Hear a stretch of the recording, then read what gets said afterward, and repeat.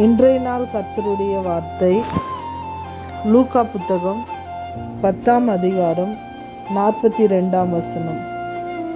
தேவையானது ஒன்றே, மரியாள் தன்னை விட்டு எடுபடாத நல்ல பங்கை தெரிந்து கொண்டாள் என்றார். ஆம் தேவ பிள்ளைகளே, நம்முடைய நல்ல பங்கு யார் என்பதை மரியாள் அன்றைய நாளில் அறிந்து கொண்டதுனால இன்றைய நாளிலும் நாம் நம்மளுடைய நல்ல பங்கு யார் என்பதை நாம் அறிந்து கொள்ளுகிற ஒரு தருணமாக இருக்கிறது. மரியாள் தன்னை விட்டு எடுபடாத ஒரு நல்ல பங்கை தெரிந்து கொண்டாள் என்று சொல்லி நம்ம வேதத்தில் பார்க்கிறோம். அந்த நல்ல பங்கு நம்மளுடைய இரட்சகராகிய இயேசு கிறிஸ்து தான்.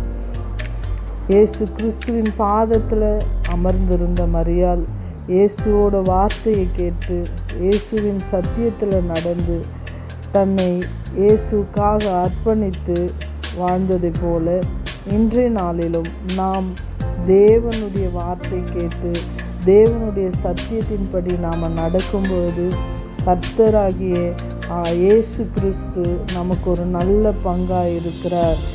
நாம் அந்த நல்ல பங்கை ஒவ்வொரு நாளும் தெரிந்து கொள்ள வேண்டும், அனுபவிக்க வேண்டும்.